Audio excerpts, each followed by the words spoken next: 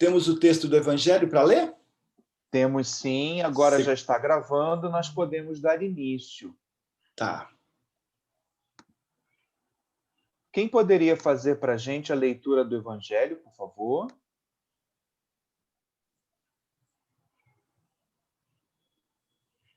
Eu posso. Jô, muito obrigado, Jô.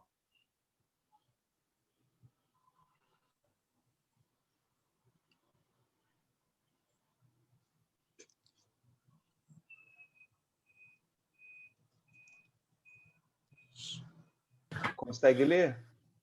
Sim. Naquele tempo, disse Jesus a seus discípulos: Como meu Pai me amou, assim também eu vos amei. Permanecei no meu amor.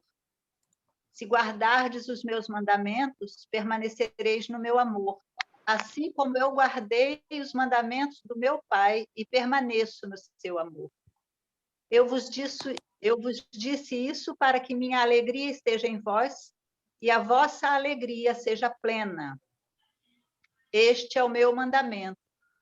Amai-vos uns aos outros, assim como eu vos amei. Ninguém tem amor maior do que aquele que dá sua vida pelos amigos. Vós sois meus amigos se fizerdes o que vos mando. Já não vos chamo servos, pois o servo não sabe o que faz o seu senhor. Eu vos chamo amigos, porque eu vos dei a conhecer tudo o que ouvi de meu Pai. Não fostes vós que me escolhestes, mas fui eu que vos escolhi e vos designei para irdes e para que produzais fruto, e o vosso fruto permaneça. O que então pedirdes ao Pai em meu nome, ele vô-lo concederá. Isto é o que vos ordeno: amai-vos uns aos outros. Palavra da salvação. Glória a vós, Glória a Senhor. vós, Senhor.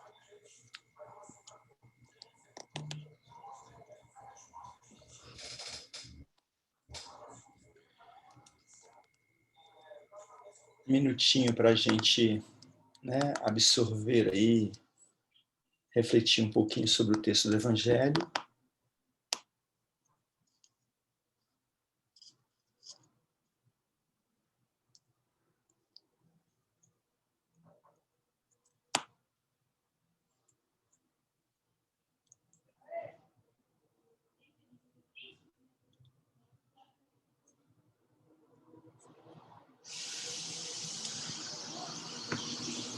Nós hoje temos a alegria de ter aqui conosco a Cássia Tavares.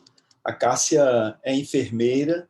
Como enfermeira, trabalha em frentes que nos são muito caras, né? Ela é membro da rede Tel Mulher, e como enfermeira, ela também é membro do Comitê de Ética em Pesquisa em Seres Humanos. Ela também é líder do grupo de pesquisa em espiritualidade e saúde.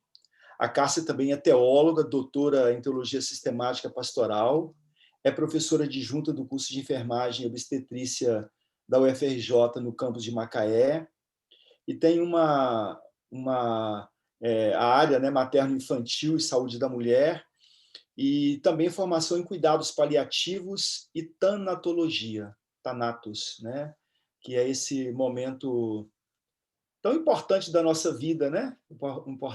É tão importante nascer, como depois bem viver e bem morrer, né?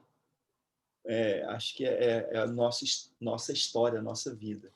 Então, que riqueza tê-la aqui conosco. A gente quer agradecer muito, viu, Cássia? Dizer que a sua presença aqui entre nós muito nos enriquece e nosso grupo está aqui muito atento para te ouvir.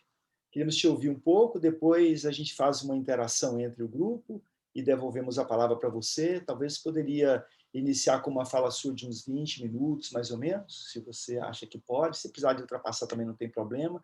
Aí a gente volta para o grupo faz algumas questões e retorna para você. Seja muito bem-vinda, viu? Ótimo, perfeito. Vocês me ouvem bem? O volume tá bom? Tá ótimo. Tranquilo. Então, eu pensei em fazer em 2 momentos de fato. Obviamente, eu queria abrir esse encontro agradecendo o convite do Leandro. Leandro é um amigo de redes sociais, agora está mais próximo, né? Nós descobrimos tantos momentos em comum, não é, Leandro? Lá, olha, na adolescência dele, imagina, eu era jovem, né? E ele fez esse convite, dizer que é uma honra.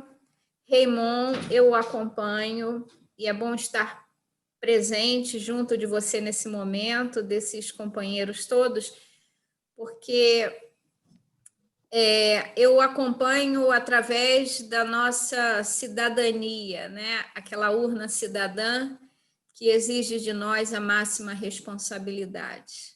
Então, dizer que é uma honra muito grande estar nesse grupo de mística e reflexão e estar hoje conhecendo você pessoalmente, mesmo que virtualmente, não é? Nos conhecemos pelas urnas e pelas histórias que são afins à educação, às políticas públicas, enfim, a todo o comprometimento que nós temos.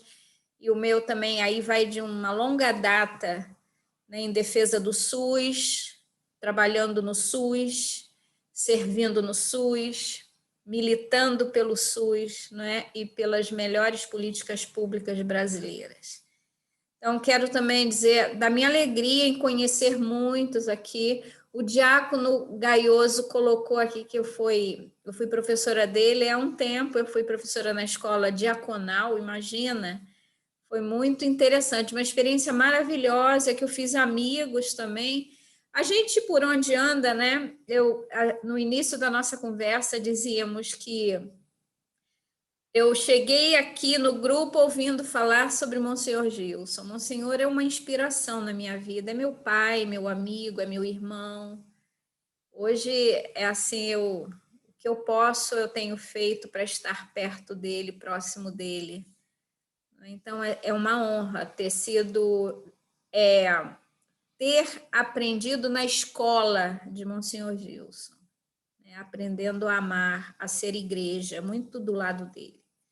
Então, quero dizer que aqui hoje eu não sou a doutora, eu sou a Cássia, mulher, cidadã, eu sou também teóloga, eu sou cristã, né? Então, essa é a Cássia que está aqui, mas, sobretudo, uma mulher que é resistente, uma mulher da resistência, uma mulher que deseja o melhor para todos nós, não é? Uma mulher que acredita no ser humano, apesar de tantas coisas que a gente tem visto, sofrido. O Raymond falou sobre, vou lhe chamar assim, ouviu, vereador, de Raymond pelo nome. Me dou essa liberdade. Então, o Raymond estava colocando aqui do Thanatos, né? Eu estou fazendo agora uma formação em aconselhamento em luto, porque nesse momento a gente está sofrendo, né, esse luto coletivo. E dizer o seguinte, eu vou fazer agora uma explanação, vou elencar alguns pontos de reflexão importantes, depois eu vou projetar uns slides que é mais para a gente refletir, tá? Seria uma reflexão. Então, eu vou tentar fazer isso em 20, 30 minutos, e aí depois a gente abre a palavra, porque eu quero dialogar, eu quero ouvir vocês. Eu acho que a gente está aqui para isso, não é? Não é uma aula, não é para isso, é um grupo de reflexão. E eu tenho certeza que vocês têm muito para me dizer, né? E eu tenho muito para aprender com vocês. Então, vejam, gente, é uma primeira coisa que a gente pensa, né? E eu gostaria de dirigir uma homenagem a todas as mães da favela de Jacarezinho, do Jacarezinho. Eu passei muitos anos da minha vida passando todos os dias, né, na porta dessa favela quando ia para o trabalho, e eu vi muitos sinais de tristeza, mas eu vi também muitos sinais de alegria ali, de vida, de vibração, uma comunidade viva, massacrada por tudo que a gente está vivendo, destituída de todo tipo de ajuda. Ela não é a única favela, a gente sabe disso, mas nós ficamos muito assim, comovidos com tudo que está acontecendo. Eu quero também fazer uma homenagem às mães que estão em luto, nas variadas circunstâncias, lutos pelas violências, luto pelas perdas de Covid, e, de alguma maneira, todas as mães desse grupo que eu passo a conhecer hoje, não é? Mães, e naturalmente algumas podem ser também avós, enfim, isso é muito importante para mim, estar com vocês hoje. Então, para iniciar a nossa reflexão, eu diria o seguinte: onde nós estávamos há um ano atrás, no Dia das Mães? Como nós estávamos? Porque isso é importante. Há um ano atrás, nesse domingo do Dia das Mães, não é? Estávamos na pandemia do coronavírus e muitas mortes já nos assolavam, nos acercavam. E hoje nós temos mais de 420 mil mortes só no Brasil. Hoje eu estava vendo 421 em uns quebrados. Esses quebrados são pessoas, não é? Nosso dia fica ainda mais exigente hoje. Eu fico pensando onde nós estávamos, o que pensávamos e como agíamos há um ano atrás. E as perguntas recorrem hoje, elas vêm hoje para nós, não é? Onde estamos? O que pensamos, especialmente como agimos nesse momento, frente ao desastre sanitário que assola o Brasil. São questões para todos nós, não esqueçamos, sobretudo para nós cristãos, que temos um compromisso assim muito acirrado, né? Um compromisso com os pés sobre o chão. O tema que o Leandro me convidou a fazer é sobre espiritualidade e compromisso, e esse tema nos conduz exatamente para essas perguntas que eu acabei de fazer. E em tom de reflexão eu vou colocar algumas questões aqui. O evangelho de hoje parece escolhido apropriadamente ao tema, né? Então, tem tanta coisa bonita, Dia das Mães, e esse evangelho lindo, e eu quero tirar a partir do versículo 12, diz lá: este é o meu mandamento, amai-vos uns aos outros, assim como eu vos amei. Ninguém tem maior amor do que aquele que dá sua vida pelos amigos, e vós sois meus amigos, se fizerdes o que vos mando.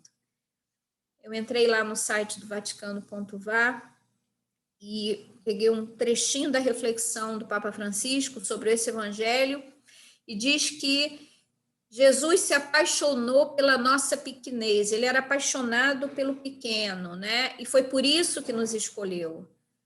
Dada a dimensão da nossa pequenez, ele escolhe os pequenos, não os grandes, mas os pequenos.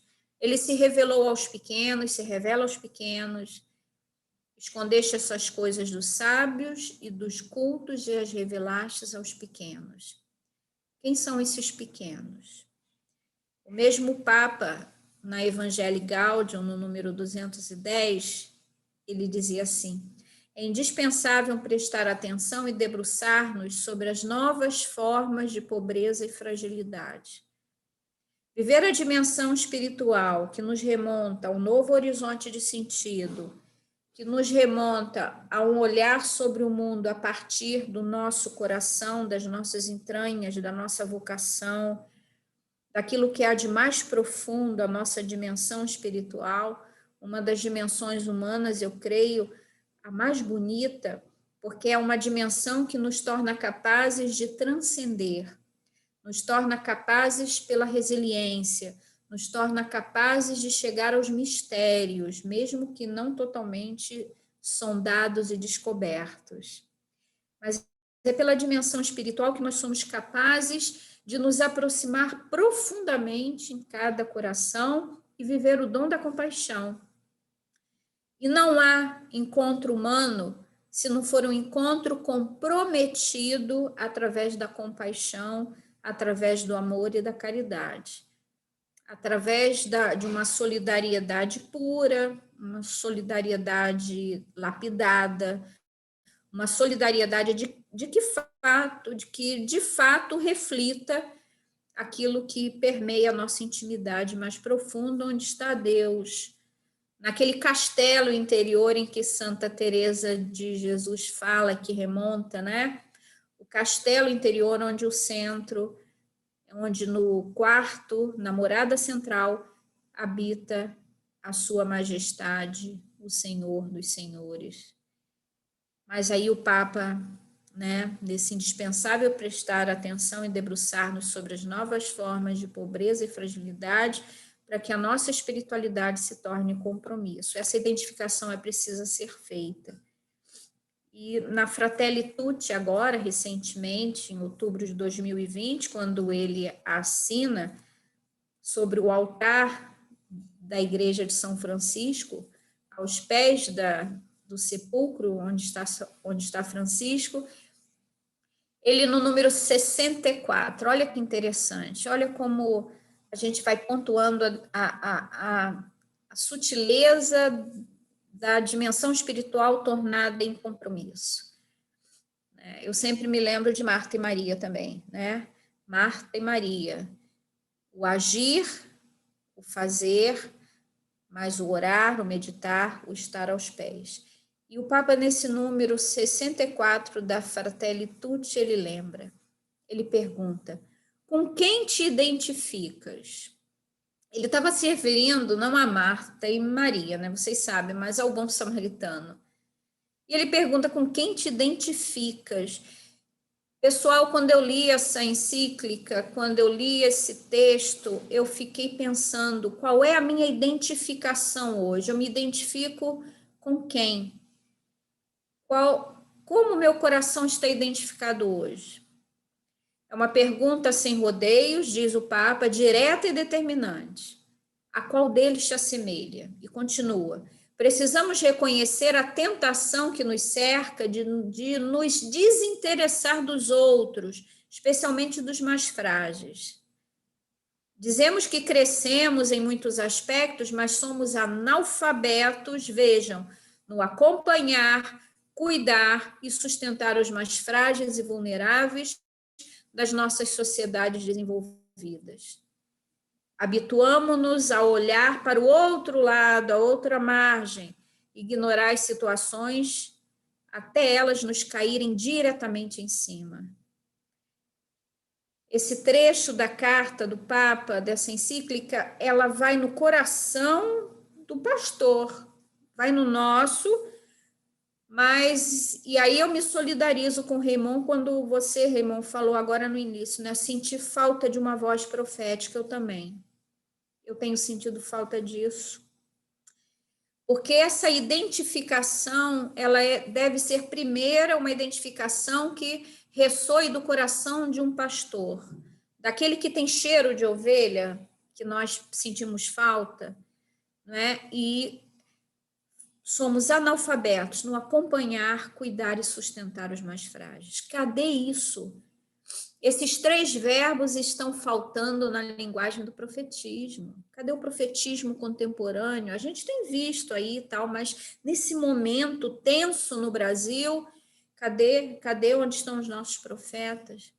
A gente vê um padre Júlio Lancelotti, a gente vê tantos outros, certamente vocês, mas me parece que ecoa abaixo, o eco ainda é muito baixo.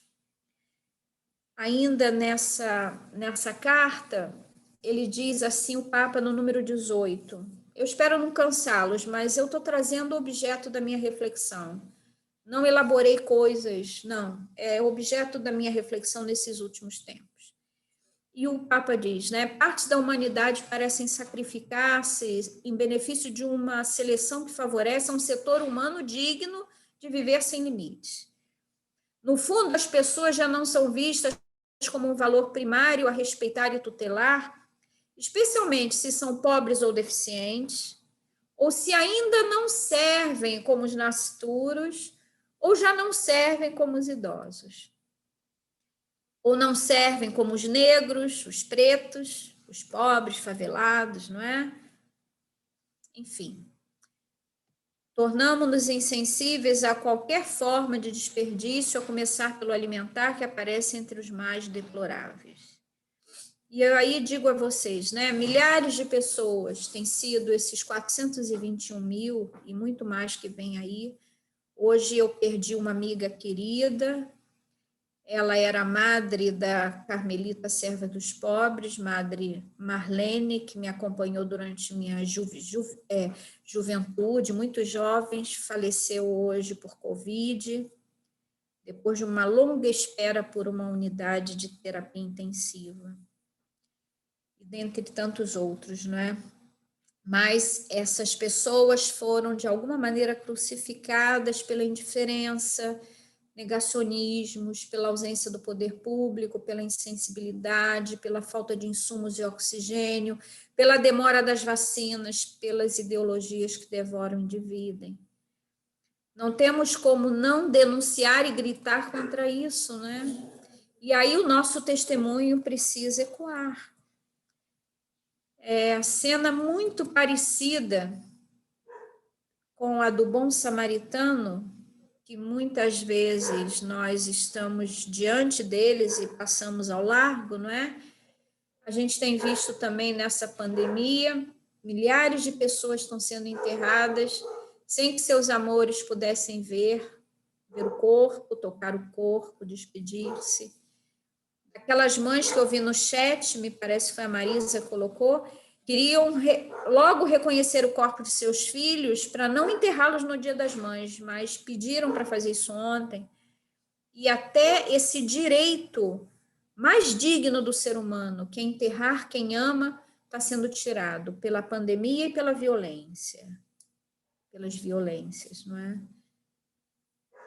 E o Papa também, ele faz reflexão acerca da pandemia, enfim. Mas o mais importante que a gente não pode deixar de pensar é que, depois de tudo isso, eu tive o privilégio de tomar a primeira dose da vacina, porque, de alguma maneira, eu tenho um privilégio, eu sou profissional de saúde, e esse foi o privilégio que me deu o direito de antecipar a vacina. E nesse tempo pascal ainda que vivemos, né, diante de tantas coisas, surgem, a gente tem ouvido o tempo todo falar no novo normal. E eu tenho pensado nisso, que novo normal é esse? E aí, Papa Francisco, lá ele não fala exatamente no novo normal, na Fratelli Tutti número 77, ele diz: cada dia é nos oferecida uma nova oportunidade, uma nova etapa. Não devemos esperar tudo daqueles que nos governam. Seria infantil. Gozamos de um espaço de corresponsabilidade capaz de iniciar e gerar novos processos e transformações. Sejamos parte ativa na reabilitação e no apoio às sociedades feridas. Então, esse nosso novo normal, ele já está aí, ele já é realidade, nossa vida cristã de oração, de serviço. Nós precisamos dar sinais de quem somos. Se nós somos seres de fé, seres espirituais, os sinais, eles não virão senão pela praxis solidária. E praxis é concretude, é amor concreto. E devem voltar-se em favor dos enlutados, dos mais pobres, do doente, dos que esperam por leitos e dos necessitados de ajuda, dos vulneráveis, marcados pelo abandono, injustiça, violência, refugiados, maltratados pelas guerras, dos feridos pelos preconceitos e discriminações, dos esquecidos das periferias da existência humana, não é? Vítimas decorrentes de um tempo cruel de desgoverno. Aqueles que estão na rua, aqueles que estão sobre o concreto, e assim vão ficar e morrer. Morrer como um rosto que reflete uma indignidade social profunda. Esse que é digno, morre como indigno. Isso é muito complicado. Eu gostaria agora de compartilhar com vocês, eu não sei se nesse primeiro momento vocês querem colocar alguma coisa, mas eu acho que completa bem, eu ainda tenho um tempinho aí nos 20 minutos, Eu acho que sim, eu completaria com os slides para a gente abrir uma grande debate. Eu queria ver um pouco também o que está no chat do que vem de vocês. Então, eu vou compartilhar. E olha, eu acho que eu não posso compartilhar, Leandro. Agora você pode, Posso? Cássia, pode sim. Ah, tá ok. Já sai direto se eu botar aqui no meu Se slide? você botar para compartilhar, bota para compartilhar, que aí você já consegue. Tá, porque eu botei aqui. Eu acho que vai. Ah, agora vai. Tá. Eu só quero confirmação de vocês aí.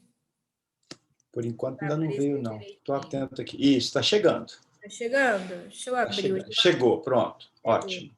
Chegou. É rápido. Eu quero, nesse slide também, dar um presente a vocês. Estão vendo ele, né?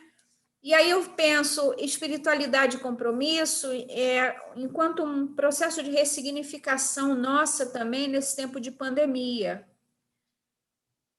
Tudo está tocando em nós primeiro, não nos iludamos. Tudo vem para nós.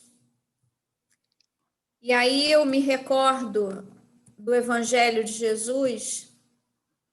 Deixa eu ver aqui. Isso. Quando na entrada da cidade de Jericó, ele encontra um cego, mendigo, já jogado, largado, e os discípulos em torno dele, esse evangelho é tão expressivo para nós, e de repente Jesus chega para o cego e pergunta, né? O que queres que eu faça? Nós temos também, às vezes, uma presunção de imaginar, né, ou ter quase a certeza de que nós sabemos do que o outro precisa. Mas não foi perguntado, tem que ser perguntado. O que queres que eu faça? O óbvio estava lá, né? Enxergar, voltar à sociedade, comer, ter roupa limpa, ter casa, moradia, voltar à família. Mas ainda assim Jesus pergunta: o que os nossos vulneráveis pedem para nós?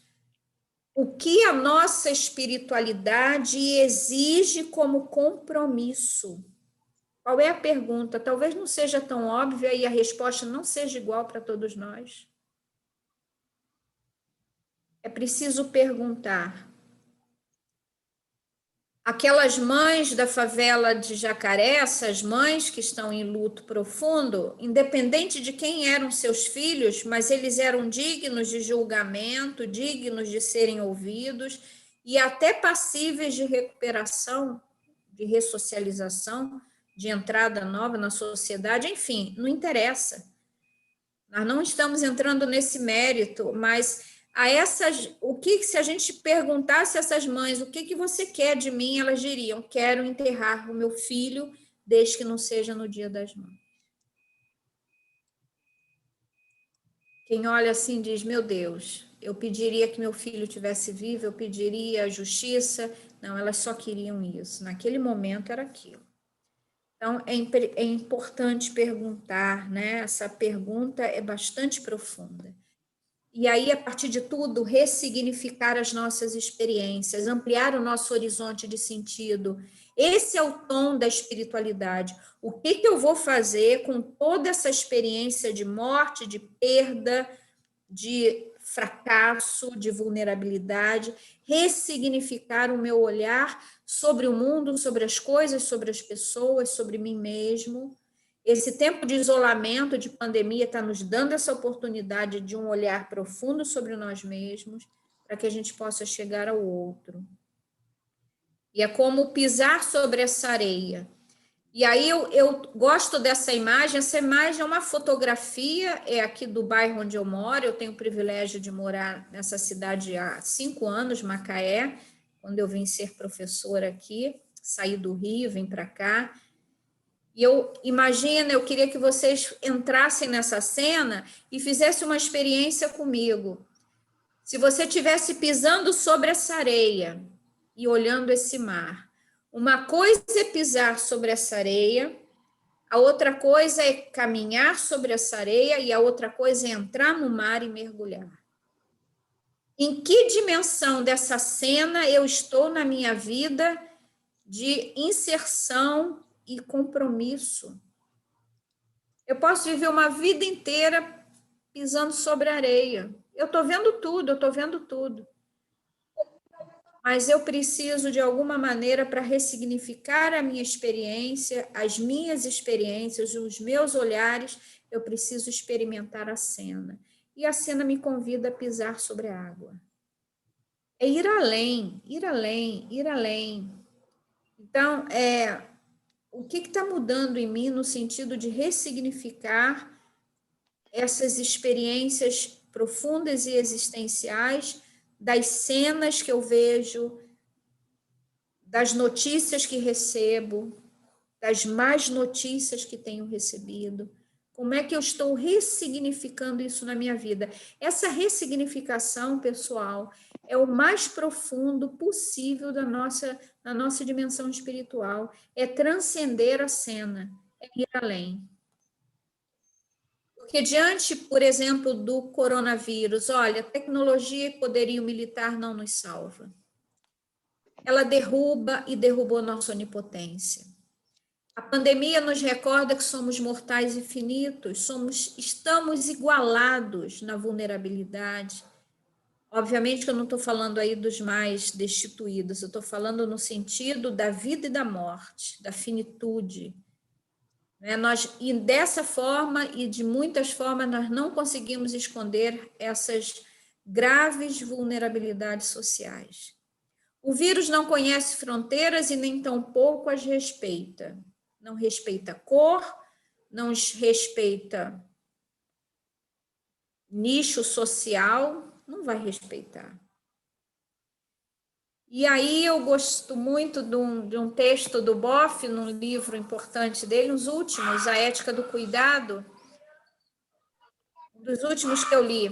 Ele coloca lá o seguinte, que existem algumas formas de olhar para nós e olhar para o outro. E essa ressignificação passa um pouco por essa mudança do nosso olhar e também pela mudança do olhar sobre o outro. E aí eu apontei alguns pontos que batem muito toca muito nessa nossa dimensão espiritual, nesse conhecer-se a si mesmo. E ele diz, nesse cuidado de si mesmo, nos olharmos com um olhar de jovialidade. Às vezes nós somos muito censores de nós mesmos também, muito escrupulosos. Nos devemos cuidado também. E ele diz, olha, características físicas, aptidões e limites, nossos dons, habilidades e inteligência, saber conviver com os paradoxos que atravessam nossa existência. Como é que a gente está vivendo isso hoje em tempos de pandemia, né? Quais são os paradoxos que batem na minha mortalidade, na minha finitude? Elaboração de um projeto de vida, acolher as vulnerabilidades, aprender com os erros e contradições e dar a volta por cima, rever nossos atos e atitudes, recuperar, resgatar nossos amores e amizades. E aí ele diz, cuidar de si é preocupar-se com seu lugar no mundo, na família, na comunidade, na sociedade, no universo e no desígnio de Deus. Cuidar de si é reconhecer que Deus lhe deu um nome que é só seu, que o define e pelo qual ele mesmo se revela e o chama para si. E aí já sabemos disso, cuidar de nós mesmos é cuidar da terra, da nossa casa-mãe. Laudato si. E cuidar do outro, quem é o outro. E aí de novo lá, né? Na Fratelli Tutti. São Francisco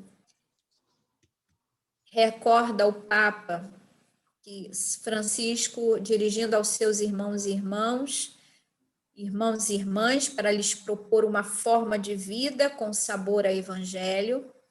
Desses conselhos, quero destacar o convite a um amor que ultrapassa as barreiras da geografia e do espaço.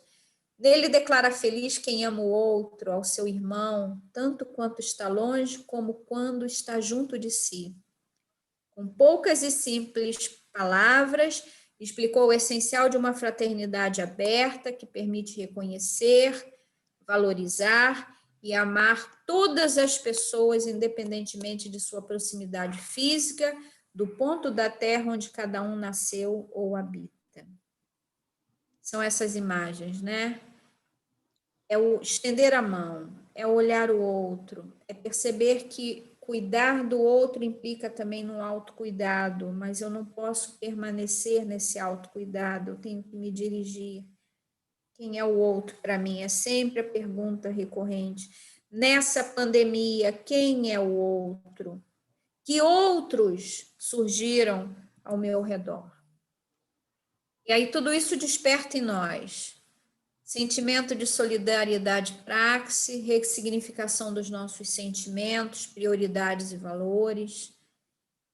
E o que eu desejo realizar, né, nesse tempo pós-pandemia e já nesse tempo intra, ainda no olho do furacão, no sentido mais humano e profundo, né, o que eu desejo. E esse desejo de encontro ao mais profundo em nós, ao mais fiel, ao mais original, que vai ao encontro do outro, que não se resume em si mesmo, é um processo de profunda libertação. Eu só sou livre mediante o outro.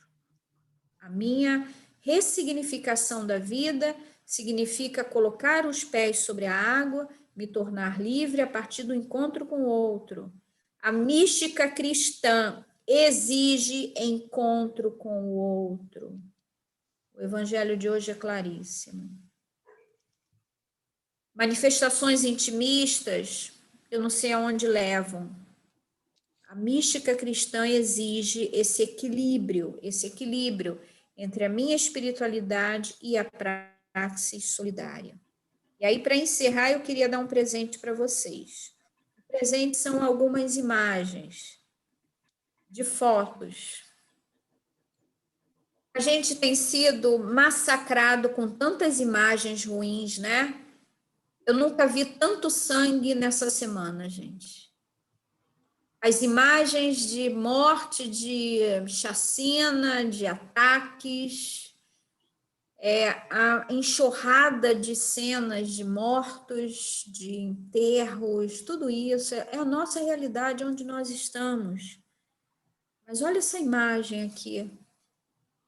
O que essa imagem convida para você, né? O que essa imagem ela traz para você? Essa aqui. Eu sempre gosto de dizer que essas imagens são sinais de esperança para nós. Uma outra coisa que a gente não pode permitir ser destituído de nós é a esperança. E a esperança, muitas vezes, é guardada, sobretudo, através das nossas redes de apoio. Eu tenho certeza que esse grupo de mística e reflexão é um grande grupo, é uma grande rede de apoio que vocês fazem. Um apoiar-se no outro. Precisamos alimentar a nossa esperança através dessas redes de apoio. Outra imagem linda, né? Aqui o sol está se pondo. Ele não está nascendo, aqui ele está se pondo. Aqui também. Seria bom, né, ficar embaixo dessa mangueirinha aqui, desse coqueirinho, dessa palmeirinha, relaxar, dar um tempo para nós mesmos.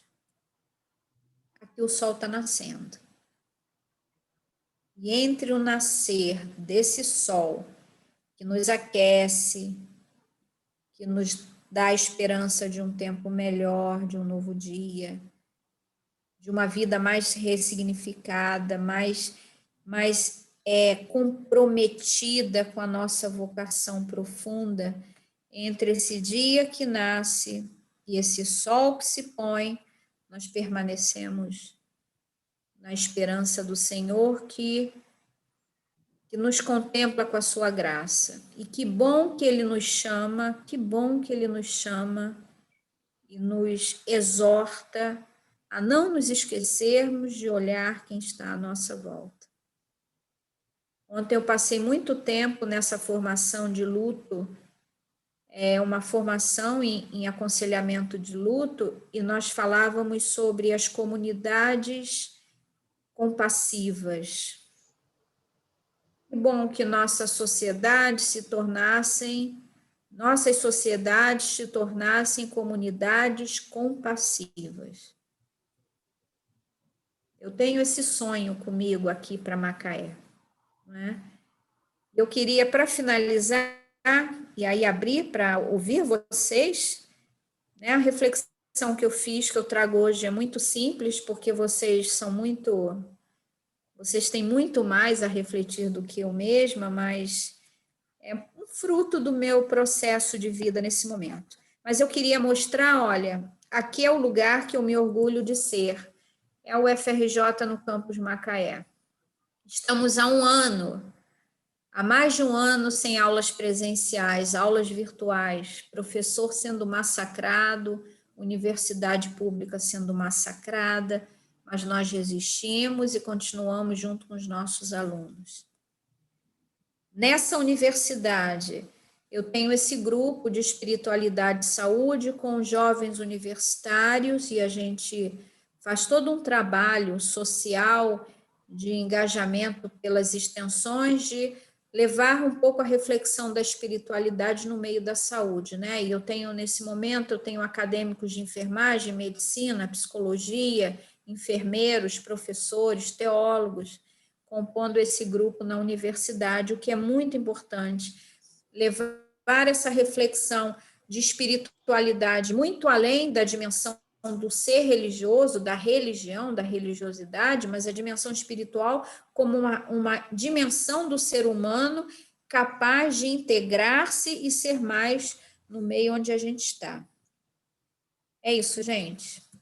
Tem aqui o meu telefone, eu vou fechar os slides e agora quero ouvir vocês. Obrigada.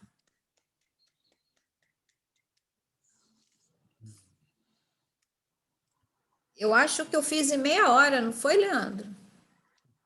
O tempo está excelente. Não, foi ótimo, excelente. Muito bem, eu vou ler os chats aqui enquanto vocês se pronunciam. Estou aberta a perguntas, a questões, a interpelações. A gente aprendeu uma prática, Cássia, desde o sínodo do Papa, o sínodo para a Amazônia, quando alguém falava, o Papa convidava a fazer um tempo de silêncio para que Deus fale também, né? E a gente tem praticado essa dinâmica também, no sentido de que com você Deus fala também, né? Através de você. Então a gente faz um minutinho agora desse silêncio acolhedor, em que Deus fala através de você para cada um de nós. Num minutinho de silêncio. Enquanto isso, eu também fico atento ao chat para acolher as inscrições de quem desejar partilhar.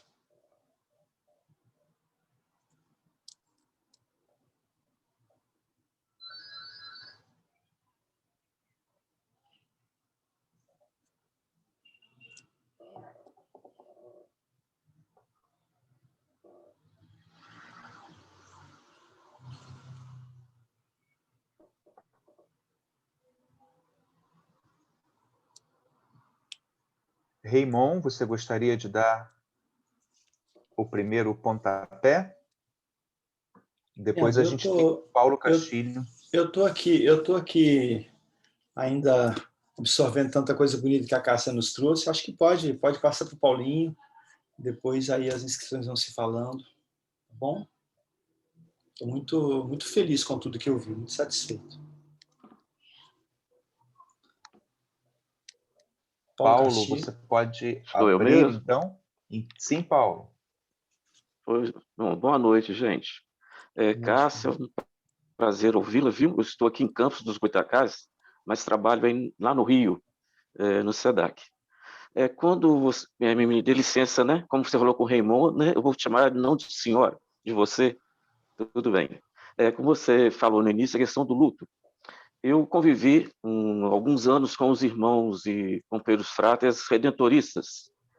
Então, depois que nós fazíamos, quando vinha a falecer algum irmão, alguma coisa, depois do sepultamento e tudo, era dado um dia de recreio, porque nós, como cristãos e aqueles que estavam naquela caminhada naquele momento, acreditávamos que aquela pessoa estaria com Deus. Então, como eu era jovem, a gente ia jogar vôlei, ou ia fazer um esporte, ou ia tocar música, porque nós tínhamos a certeza de aquela pessoa que faleceu, um padre, um irmão, ou alguém mais próximo da comunidade, estaria nos braços de Deus, vamos assim dizer.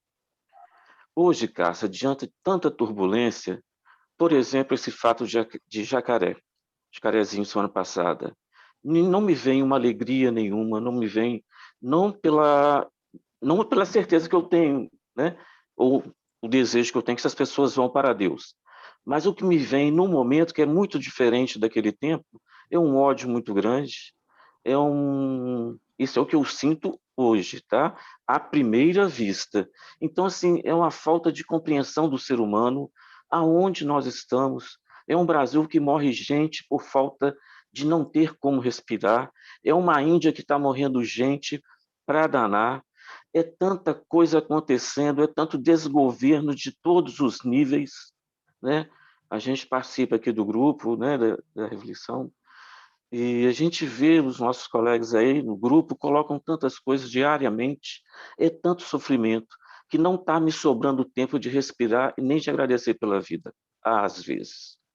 Porque não quero levar pessimismo, né? Mas assim, eu estou te passando, Cássia, aquele primeiro choque que eu estou vivendo no momento, né? A nível pessoal e a nível estrutural da humanidade.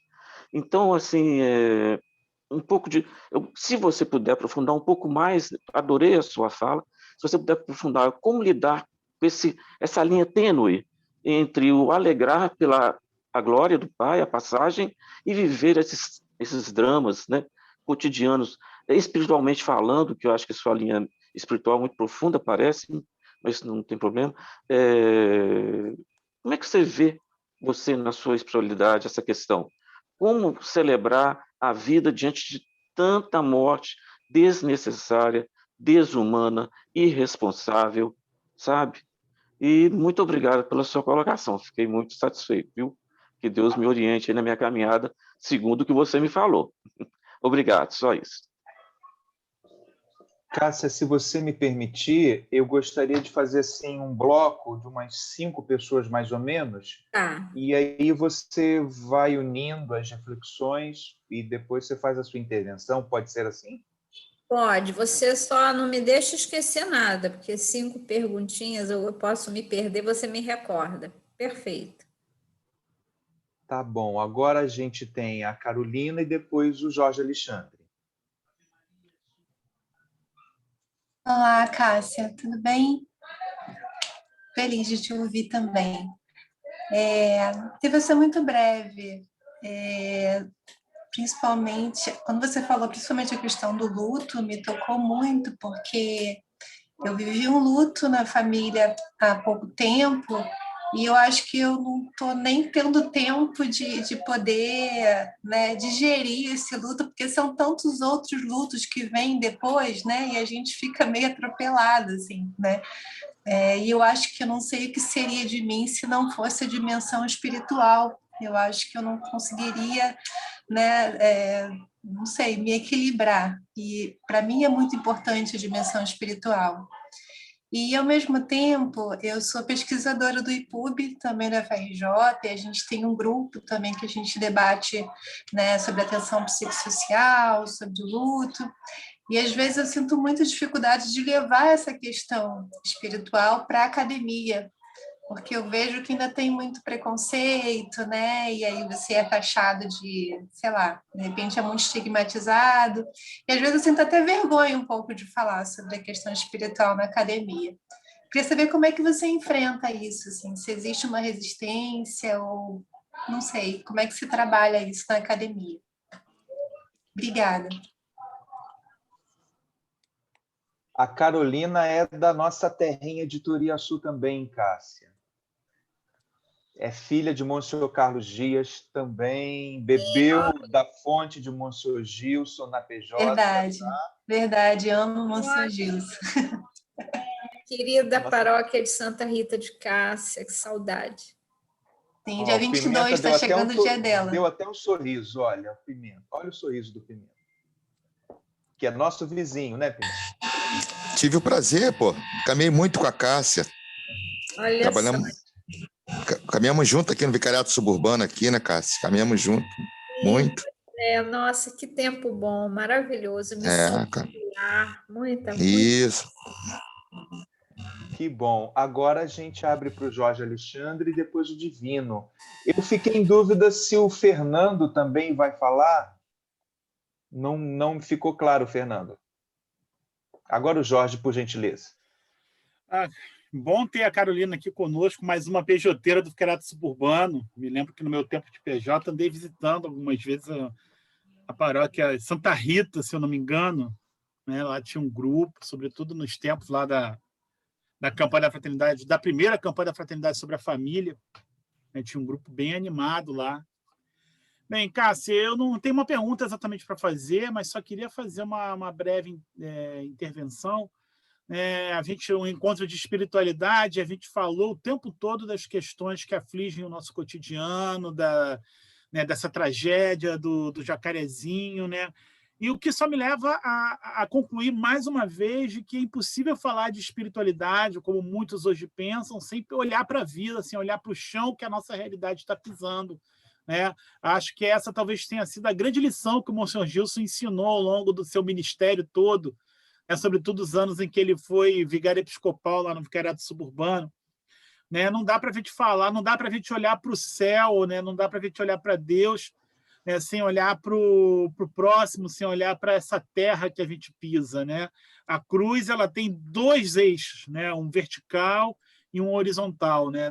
Em tempos em que toda vez que se fala de espiritualidade, pensa-se apenas no louvor, pensa-se apenas em olhar para o alto, nas devoções, nas adorações, né? É um bálsamo a gente poder contemplar essa espiritualidade, né? No seu sentido mais profundo, que é a mística, né? Que é aquilo que nos move, aquilo que alimenta a nossa ânima, né? Aquilo que parte da pleura do espírito, né? Mas que alimenta a nossa ânima, que alimenta o nosso fazer, o nosso cotidiano, a nossa forma de ser. Né? E isso está muito esquecido, infelizmente, hoje na igreja, de uma maneira geral. Né? E que bom que você veio resgatar isso aqui para a gente.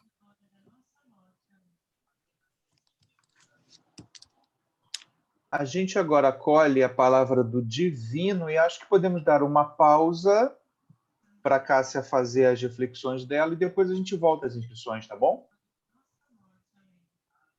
Boa noite, Cássia. Prazer conhecê-la. Me conhecer antes, não só aqui pelo Mística, conhecendo você. Eu sou Divino, também sou da assessoria do vereador Ramon e sou do CEBI, Centro de Estudos Bíblicos. Né? A espiritualidade ela é muito importante, você colocou assim, de uma maneira muito serena, e a gente foi assim, ouvindo, né? Mas assim, a maneira que você colocou de um olhar pelas pessoas mais carentes, né? Citando o texto da Bíblia, achei muito interessante. Mas às vezes a gente sente uma dificuldade quando você chega perto de uma liderança religiosa e ela fala assim, morreu porque chegou a hora. É muito difícil às vezes, né? Morreu não é porque chegou a hora às vezes, né? Nem sempre se chega a hora daquele momento, né? Morreu porque faltou oxigênio, por exemplo, né? Morreu porque faltou a UTI, digamos assim, ou não houve uma notícia que um remédio funciona e não funciona. Então, a espiritualidade é muito complicada, né? Olhando pelas mães, pelas pessoas, né, do Jacarezinho, da comunidade Jacarezinho, né? Aí você vê algumas pessoas do alto escalão do governo federal dizer que pode repetir novamente, dizer que todos, né, são bandidos, digamos assim, né? E tivemos um governador Cassados que queria tirar na cabecinha, né? Então, acho que é importante que a gente reflita um pouco essas prioridades, a dificuldade que, às vezes, como lidar com essas dificuldades, né? Com a questão espiritual. Né? A campanha da fraternidade fala um pouco do ecumenismo, um pouco dos pobres, né? Enfim, mas a campanha da fraternidade também houve muita divisão. Então, eu queria colocar isso.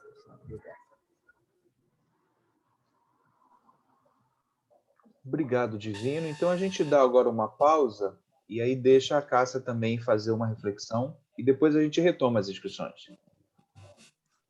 Então, já posso ir tentando, né? Não vou responder a ninguém, não. Eu vou apontar também, primeiro ao Paulo.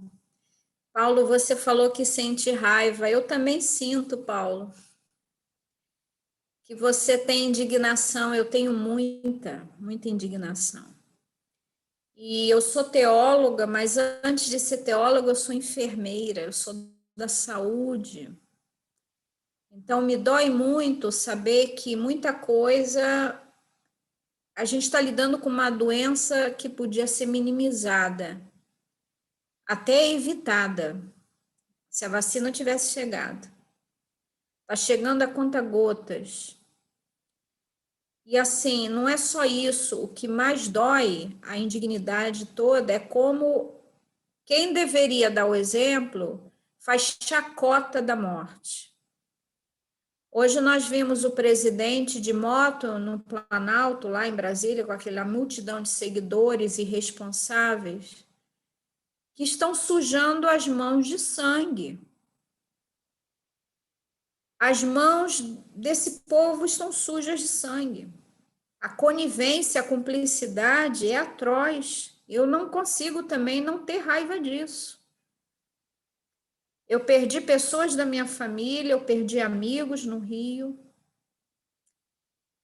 Eu participo de um grupo de oração teresiana, a lista de pessoas para a gente rezar que chegam todos os dias, elas nos assustam, nos amedrontam.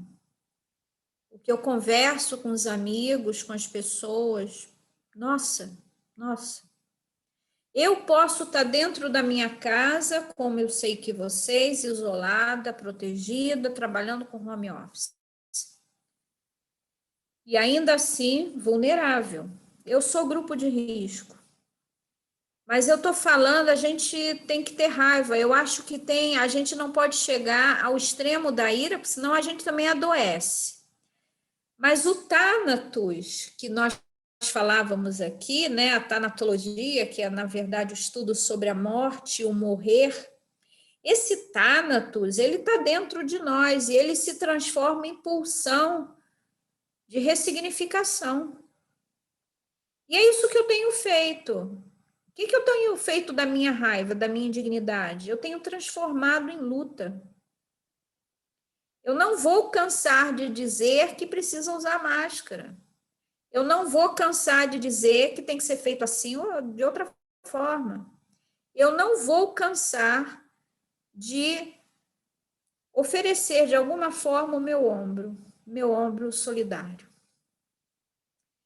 E não se precisa ter muito para ser solidariedade hoje. E o ser solidário, ele aquebranta o nosso coração dessa dor da indignação. Então, assim, Paulo, é o que eu tenho tentado fazer. Eu não me deixo levar pela raiva, eu não a nutro, mas eu tento transformar essa pulsão, que pode se transformar em morte, doença emocional para mim e para quem está à minha volta, eu tento ressignificar com uma moção de vida, com um movimento de vida pelo outro. Isso é muito importante, porque senão nós vamos adoecer. E aí as redes de apoio, esse grupo é muito importante para vocês e tantos outros. Nem que vocês tenham, até alguns podem ter grupos para falar o que não falaria publicamente.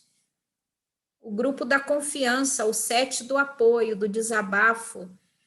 Eu tenho vários grupos, eu tenho um grupo de leitura espiritual semanal, eu tenho um grupo de cinema com amigas, até hoje eu faltei, porque é no mesmo horário. Falei, meninas, me deem licença que hoje eu não vou debater filme nem poesia, eu tenho um livro de contos. Estamos lendo Lígia Fagundes Telles. Porque isso relaxa, a gente também tem que cuidar. Eu voltei para análise, eu estou fazendo análise. Eu tenho acesso, nem todo mundo tem, mas eu tenho, e eu fui buscar análise para cuidar da minha alma, da minha psique. Então, isso é muito importante. Fazer com que esse movimento ele não fique na doença, porque a raiva não destrói, mas se transforme numa pulsão de vida, muito mais num eros, né? Numa pulsão de vida. Então, é muito importante isso, cuidar da nossa alma. E aí, já pulando para a questão da Carolina, que é uma alegria, nós somos o FRJ, não é? É muito difícil, sim, Carolina, mas não é impossível. Tanto que eu abri um grupo de espiritualidade e saúde na universidade. E fazendo distinção, eu não estou trabalhando com religião. Embora eu tenha minha religião, eu sou católica, né? Eu professo o meu batismo, eu o assumo e tento, na medida do possível, também filtrar aquilo que eu não gosto, aquilo que não corresponde à minha fé, né? Então, eu também lapido, não vou atrás de qualquer coisa. Infelizmente, a gente tem um grupo enorme na Igreja Católica aplaudindo o Planalto, né? E fez do Planalto o que o Planalto é, e eu não cansei de brigar contra isso. Mas, enfim, as pessoas são livres nas suas escolhas e agora a gente está pagando preço. E todo mundo está pagando preço, um preço altíssimo. Mas, enfim, eu não quero olhar com pessimismo, porque eu tenho esperança que 2022 vai ser diferente. E eu vou brigar por isso também. Brigar por isso com resistência e assim, mas não publicamente, abertamente, porque nem isso a gente pode fazer. A Carolina sabe disso, a pressão dentro da universidade é enorme, é enorme. Nós, professores, estamos sendo pressionados de todas as formas. Verbas cortadas, bolsas cortadas, são relatórios semanais, somos chamados de preguiçosos, que professor não trabalha, e tantas outras coisas que vocês veem, muito mais, que repercute nos nossos contra-cheques, repercute sobre as nossas formas de trabalho. Não temos férias, não temos interrupção de trabalho, é uma violência, é um assédio contra ao corpo social das universidades públicas brasileiras, está sendo assedioso. Nós convivemos com isso, né? Mas ainda assim, Carolina, voltando à sua questão, e eu encerro aqui, até agradecendo também as considerações que foram colocadas aqui pelo Jorge, e depois última respostinha aí para o Divino. Mas, Carolina, é possível fazer, né? Distinguindo religião, religiosidade, eu trabalho tudo isso. Eu tive alegria, quando eu estava no Rio, eu estou há 5 anos em Macaé, mudei para cá, trouxe meu pai faleceu aqui em Macaé, já estava com Alzheimer, né? Mas eu trouxe a família.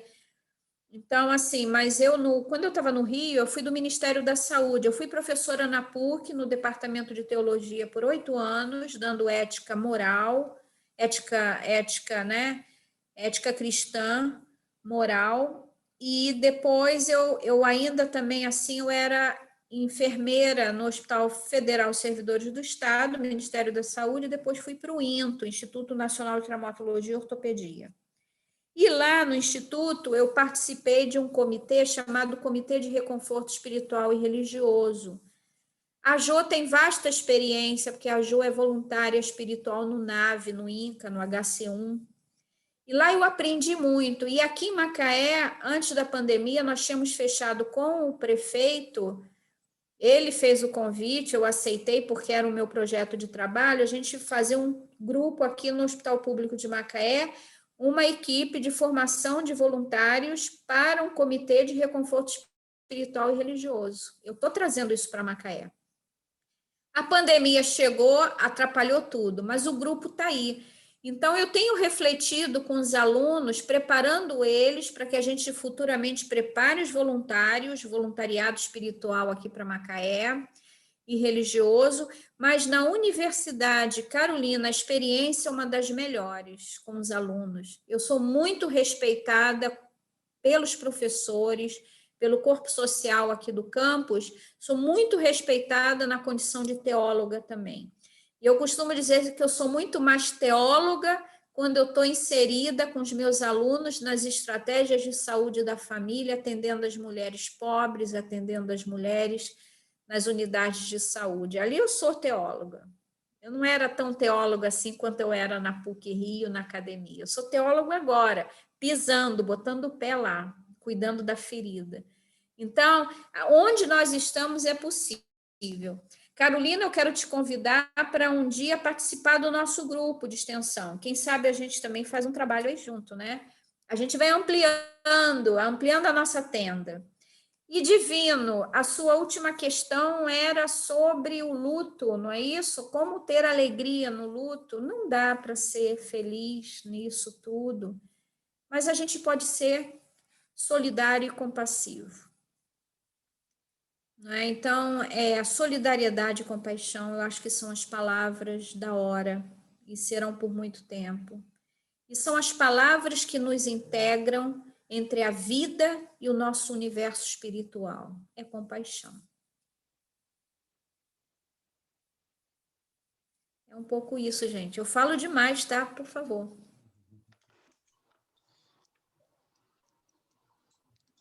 Podemos abrir, então, uma nova rodada. Ainda temos um tempinho do nosso... Acho que a Rosinha se inscreveu, Leandro. Eu gostaria de falar também, Leandro, rapidamente. Show. Ótimo. Então, Rosinha, depois a Jo. Eu vou anotando aqui, depois o Pimenta, ok? Depois do Pimenta eu quero também, Raymond. Obrigado. Muito bom te ouvir, Cássia. E assim, muito bom te ouvir, muito bom ouvir os comentários que foram feitos durante esse tempo, e muito bom a gente ir refletindo essas questões que foram sendo colocadas aí. Eu acho assim que esse tipo aqui ele tem uma particularidade interessante. Nós somos pessoas sensíveis, né? E que bom que nós somos sensíveis, que bom que nós não somos indiferentes, que nós não perdemos a nossa capacidade de ficar indignados com as coisas horríveis que a gente vem presenciando no dia a dia, né? Mas eu acho que, assim, melhor ainda é que esse sentimento de indignação, ele nos move a muitos aqui no grupo, né? Quando falou ali a questão espiritualidade e compromisso, para mim, espiritualidade é compromisso, né? E é compromisso de uma tal forma que ela realmente nos mobiliza, nos torna ainda mais sensíveis, nos torna mais fortalecidos, porque esse sentimento, o lidar com o luto é uma coisa muito complicada, né? E essa espiritualidade que é compromisso, ela nos fortalece para que a gente, na certeza de que a gente tem muita gente para dar a mão. Aquela historinha, né? Aquela questão que a gente fala, a hora é de ninguém solta a mão de ninguém, mas aí vem o que não é só de quem te dá a mão, mas de quem não solta, né? Isso eu acho que é o grande diferencial que a gente tem, né? A gente tem mão para segurar, a gente tem ombro para chorar, mesmo que a gente chore de longe, né? Mas a gente tem com quem falar, nós somos pessoas que temos um pouco isso, né? E aí, assim, essa questão das comunidades compassivas, do ser compassivo, essa espiritualidade que nos move, ela nos dá muito essa dimensão de compaixão, né? Não é aquela compaixão que às vezes as pessoas falam mais ligada para a pena, não, é compaixão mesmo, né? Uma paixão que nos move para ir ao encontro, para fazer, para uma série de coisas. a mim, particularmente, toca muito a questão da fome nesse momento, né? A gente vê isso aí, a fome mata tanto quanto mata toda essa violência. A fome traz muita violência. A Covid, ela vai acarretando uma série de outros vírus que vão se espalhando também e que são muito letais, né? Então, assim, para mim, me move muito essa questão da fome, da luta pela insegurança alimentar, da luta contra a insegurança alimentar, quando a gente sabe que é dever constitucional desse Estado zelar pela saúde alimentar da população, mas, infelizmente, a gente está vendo a fome cada vez mais avançando, a insegurança alimentar avançando, potencializada nesse momento pela pandemia, e os mais empobrecidos, assim, enfrentando situações que são resultados desse conjunto de medidas neoliberais, desse governo fascista, genocida, que realmente a gente sabe que não se preocupa. E aí eu queria dar um exemplo, eu mandei umas fotos para o Raymond, que eu não sei se depois a gente pode colocar aí, eu mandei para o Raymond agora, no grupo, né? A gente tem aí essa sensibilidade, no SEDAC a gente tem o mutirão solidário, que é uma experiência coletiva, né? E aí eu mandei as fotos para o Raymond, lembrando, nesse fim de semana, com a contribuição desse grupo e contribuição de outras pessoas também, 3 pessoas num dia, 3 pessoas no outro dia. É um grupinho pequeno por conta da pandemia, para não precisar juntar, né?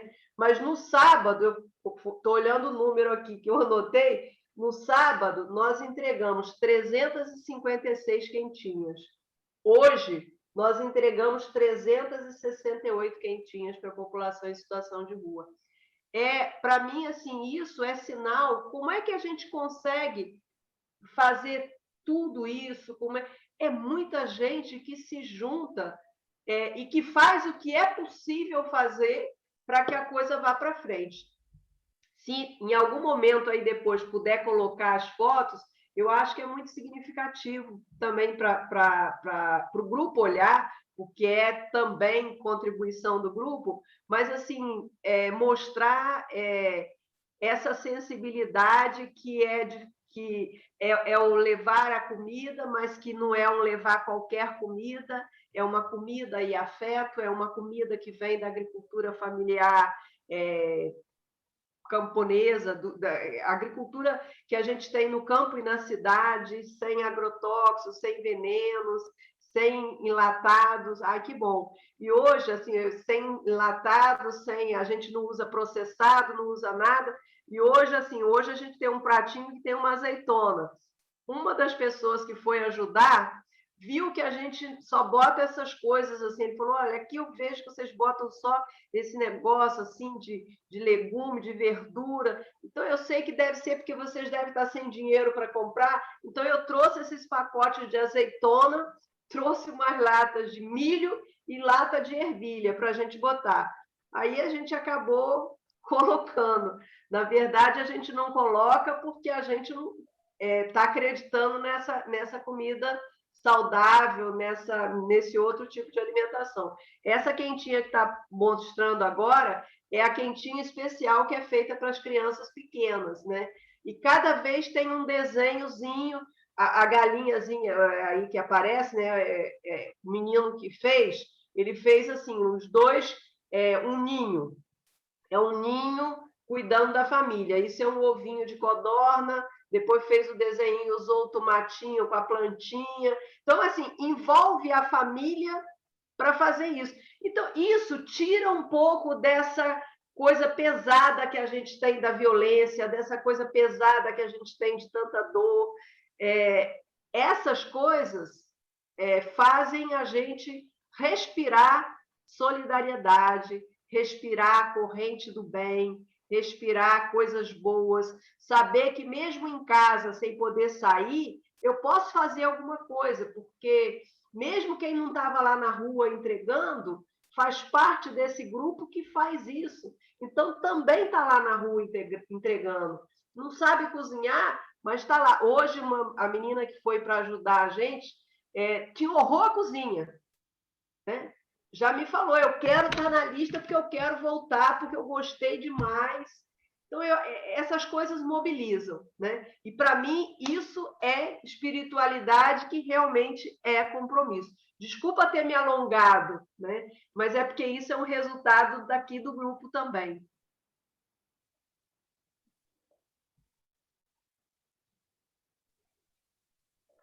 Obrigado, Rosinha. Agora, Ju. Olá, Cássia e todo mundo. Cássia, foi excelente a tua explanação, a tua colocação. E aí eu me ative numa frase que não precisa de ter muito para ser solidário. A Rosinha deu aí grandes exemplos, né? E você citou também o trabalho de espiritualidade e saúde do INCA, lá do NAVE, que é o Núcleo de Assistência Voluntária Espiritual, do qual eu faço parte. E para ser solidário, na verdade, é um reconhecer dentro de si algo que você pode partilhar com o outro, com a outra, mas que é algo que brota do seu coração, não é algo que você vai fazer um curso de preparação, óbvio que tem, para você entrar em alguns trabalhos, você tem um mínimo de formação para isso, mas para ser solidário, ser compassivo, é algo que você vai buscar dentro de você. E quando nós nos apresentamos como pessoas cristãs, tudo isso já está dentro, é só reconhecer. E neste momento de grande sofrimento, de luto, né? O que é que a gente pode oferecer para nós mesmos e para o outro que sofre nesse contexto, né? A história da compaixão, da solidariedade. Eu trabalho num grupo interreligioso e também não religioso, porque temos pessoas de todos os credos e também não credo, e a gente atua nessa linha de atenção com saúde e espiritualidade. Cássia conhece bem esse trabalho, e em algum momento a gente já esteve juntas na atuação nesse núcleo. Então, voltando à história, para ser solidário é só identificar dentro de si onde você é compassivo na situação e aquilo que você pode oferecer dentro da necessidade do outro, né? Importantíssimo, dentro da necessidade do outro, como você ser compassivo, colaborador, enfim. Era só essa fala que eu queria fazer. Obrigada.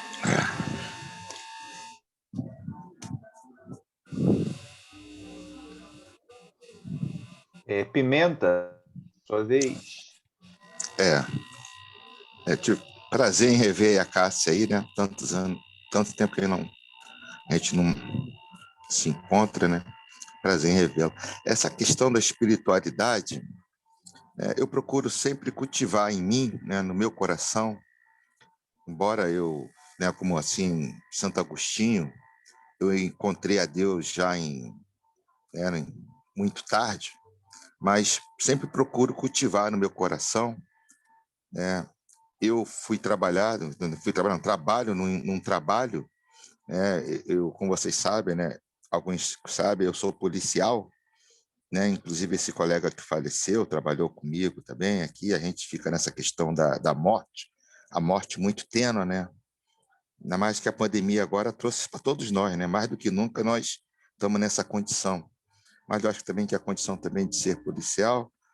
Uma vez fui fazer seguro de vida, o cara, quando soube a minha profissão, não deixou fazer o seguro de vida, né? Porque era um risco muito iminente de eu ganhar um seguro. Eu não, os outros, né?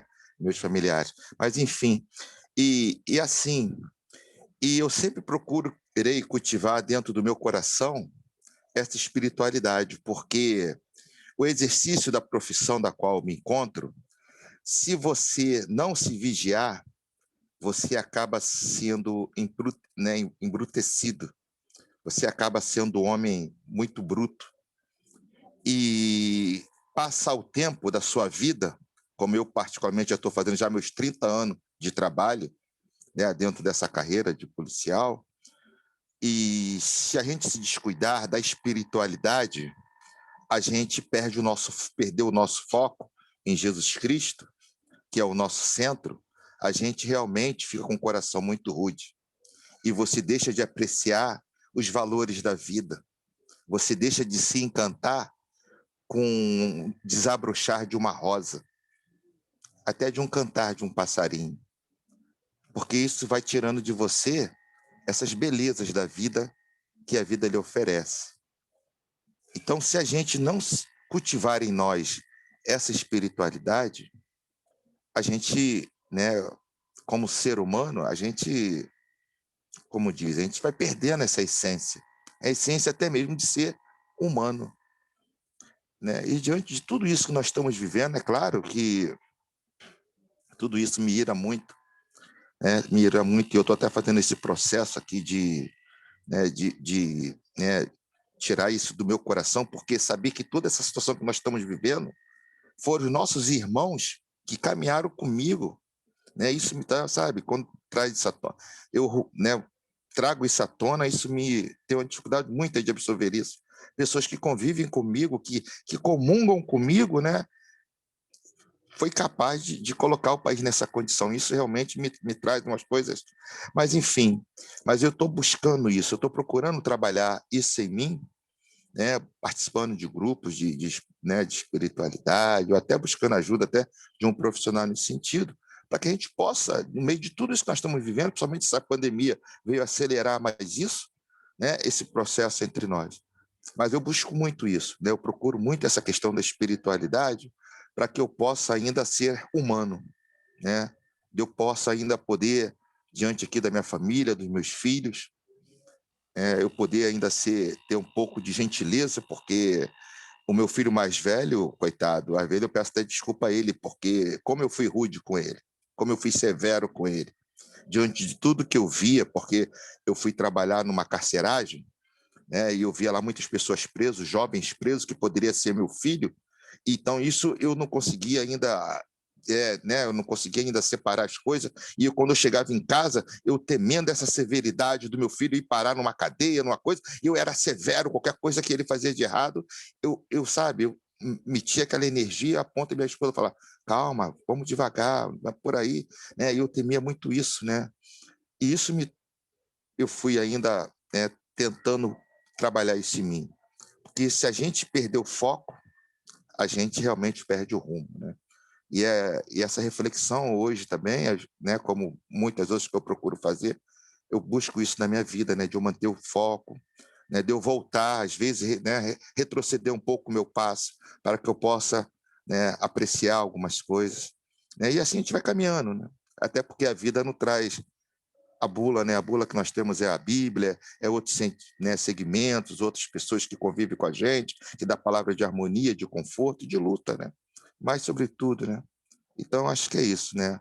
E de se rodear de pessoas de bem, que quer o bem, que faz o bem, né? E que produz o bem, nessa sociedade mais justa, né? Me solidarizo aí com a Rosinha, também do SEDAC, porque aqui também na minha região, aqui de Honório Gurgel, Coelho Neto, aqui, Barros Filho, Acari, né, uma pobreza danada, aqui nós temos um lixão em Acari, e eu também faço esse trabalho aqui de dar comida aos irmãos e irmãs em situação de rua, né, porque eu acho que se não fosse assim a solidariedade do povo, né, a tragédia seria muito maior, porque infelizmente os órgãos públicos não estou muito preocupado com isso, mas eu acho que essa corrente do bem é que a gente tem que produzir, né, não pode parar, né, fazer o bem sem olhar a quem e assim multiplicar, né, e vamos em frente, que Deus nos abençoe, né. Obrigado, Pimenta. Raimon, agora, depois do Luiz Tura, e a gente dá uma nova pausa, né? Leandro, você sabe que eu estou muito feliz com tudo que eu vi da Cássia e também com tudo que os outros colegas, né, falaram. Acho que a gente está se completando aqui na fala. Nós somos, de fato, um grupo que se apoia, e esse grupo, a gente já tem mais de um ano, viu, Cássia, que a gente se reúne toda semana.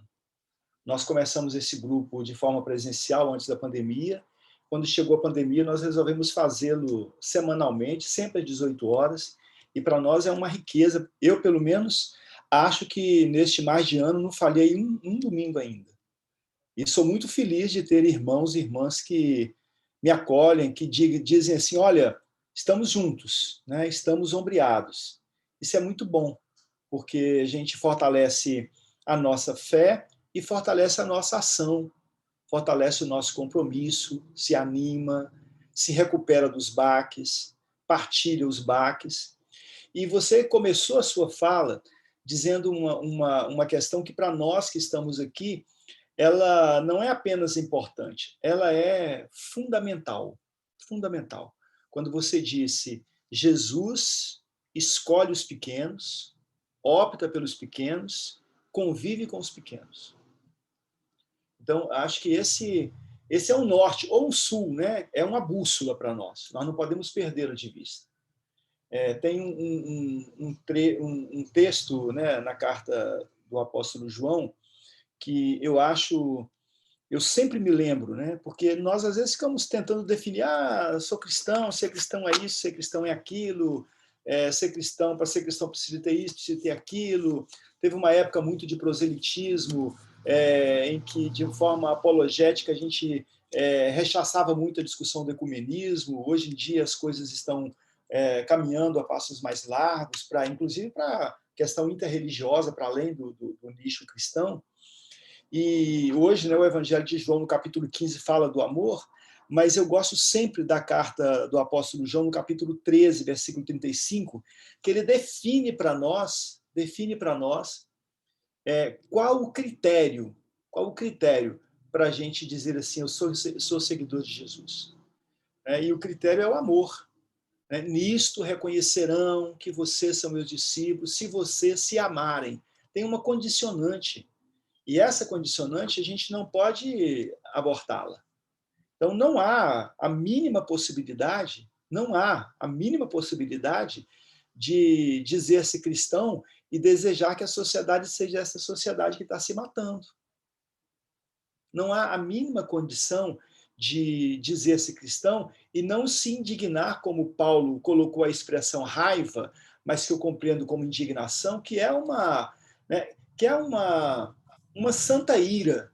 É a ira do chicote no templo. É a ira da pergunta insistente. Se eu te fiz mal, me diz por que eu te fiz, mas se eu te fiz bem, por que é que você me bate?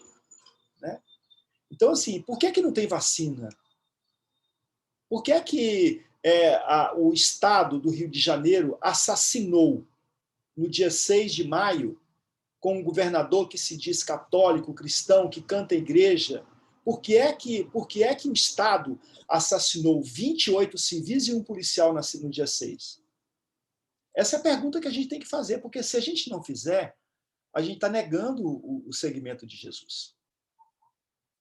E quando a gente diz, olha, o governo é um governo de necropolítica, é um governo que nega a vida, que não tem apreço à vida, isso não é um posicionamento político enquanto partido contrário ao partido do presidente da República, mas enquanto posicionamento cristão. E aí eu acho que essa é uma... E por isso eu sempre digo que ser cristão é muito difícil, porque não nos pede penduricalhos, não nos pede algo, nos pede tudo. Né? Acho que essa dimensão da espiritualidade, esse grupo aqui, reflete muito sobre isso. Outro dia nós tivemos aqui um padre lá da PUC, Padre Luiz, né, Leandro, se não me engano? Luiz Vieira? Luiz Lima. Luiz Lima, falando para nós sobre a pastoral dos homens e mulheres LGBTQI+. E a gente diz assim, poxa, que história é essa? Né? Como é que pode? Como é que se concebe? Né? É simples como é que se concebe. É simples. Quem diz que Deus ama a uns e não a outros? Quem diz que não tem que ter espaço para todos? Quem diz que a gente tem que ter agora recorte e dizer assim, olha, quem é diferente dessa ideia heteronormativa não cabe no balaio cristão. Então, é radicalidade. E a radicalidade, viu, Cássia? Eu acho que está na sua primeira frase, quando você diz Jesus escolhe os pequenos. Queria dar essa contribuição. Nem a pergunta, não, é só mesmo uma contribuição, né? Porque eu fiquei muito feliz com a sua vinda aqui hoje. Me renovou. E eu tenho precisado muito, sabe? A vida não está fácil. Você encontrar dentro do parlamento, por exemplo, vereadores ostentando que, de fato, os que morreram deviam ter morrido mesmo. Elencar os matáveis. Então, para a atividade política, nesse momento, é muito difícil. Esse grupo aqui é muito esteio para nós, né? Então, é muito bom compartilhar com vocês. Agora, o Luiz Tura e a gente encerra as inscrições, tá ok? Cássia, boa noite. Eu não tenho propriamente uma pergunta. Eu quero cumprimentar a minha colega da UFRJ, eu também sou da UFRJ, também sou da área de saúde, sou da saúde coletiva e da medicina. E tenho uma interseção muito grande de trabalhos com a enfermagem. Né? Na Ana Nery, por exemplo, estou muito próximo de Márcia Assunção, de Ana Beatriz e outras colegas. A sua intervenção, sua partilha, eu fiquei muito feliz com ela. Eu aprendi com João 23, nas encíclicas Mater Magistri, e principalmente na Pacem Terris, a ver e ouvir os sinais do tempo. Ele toda hora, ele várias vezes falava, vamos ver os sinais do tempo. E nessa pandemia, eu tenho trabalhado muito com os sinais de esperança. E uma atividade como hoje, domingo à tarde, a sua partilha é um sinal de esperança para todos nós que temos que enfrentar essa realidade, não só da pandemia, mas com o desmando da cidadania do Rio de Janeiro. Raimundo lembrou que nós temos essa contradição de ter um governador que se diz carismático católico, mas que abençoa esses crimes que ocorreram em Jacarezinho. Então, a gente vive toda essa dialética das contradições aí dentro da nossa fé, da nossa religião. Então, eu queria muito agradecer a sua intervenção, realmente é um reforço para a nossa esperança. Obrigado. Obrigado, Luiz. Então, eu estava olhando aqui o relógio, a nossa hora já vai adiantada também.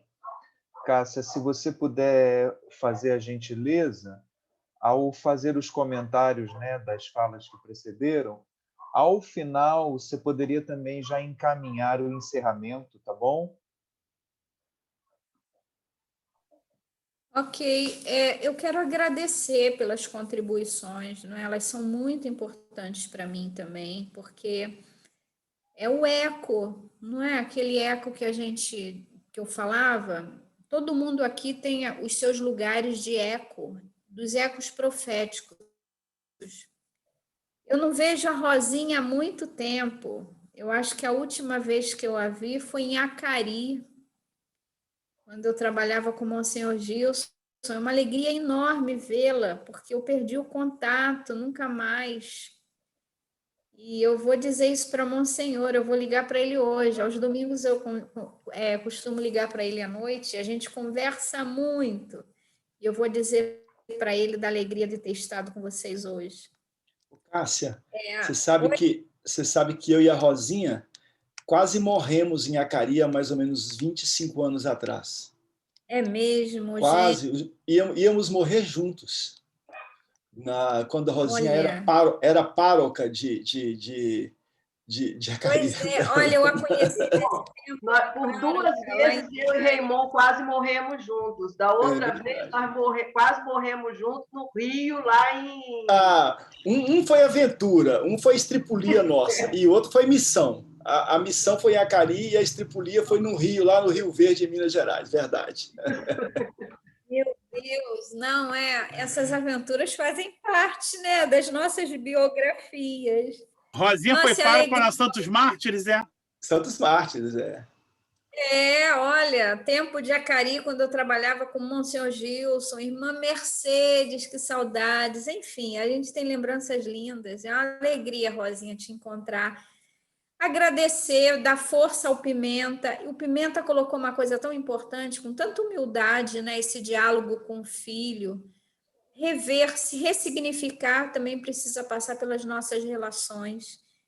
E Pimenta, Deus te abençoe nessa missão linda. O ser policial, e o ser um policial cristão, de fato, eu não estou falando dos cristãos que se dizem, como o governador do Rio e tantos outros, não são os que dizem da boca para fora, os que vivem o ser cristão. Isso é um ato profético, Pimenta, que Deus te proteja, te dê longa vida, porque esse é o exemplo para os seus filhos. Esse é o sinal dos tempos. Esse sinal dos tempos que o Tura falava aqui, meu colega da UFRJ, esses sinais do tempo que a Gaudium et Spes já fala, né? Vamos ler os sinais dos tempos e vamos responder à sociedade a partir dos sinais dos tempos. Então, é muito importante. Quero também agradecer a Jô, sabedoria. A gente tira da alma mesmo, é quando a gente se pergunta. Às vezes eu vejo pessoas, mas o que eu posso fazer? E eu já fiz muita estripulia com a Jô também, né, Jô? O que eu posso fazer? Eu não sei. Pergunta ao coração, pergunta à vida. Pergunta a sua dimensão mais profunda, ao mistério de Deus que está em você, e a resposta vem. E nesse momento, uns vão distribuir as quentinhas, uns vão criar novas leis, outros vão tirar das ruas, tantos vão fazer, mas a gente também está num tempo em que as pessoas querem ser ouvidas. Elas querem ter um espaço de confiança para ouvir. E, às vezes, o fazer é dar ouvidos, sem julgamento, acolhendo. Raymond, muito prazer em estar com você. Gostaria de estar em outros momentos com vocês.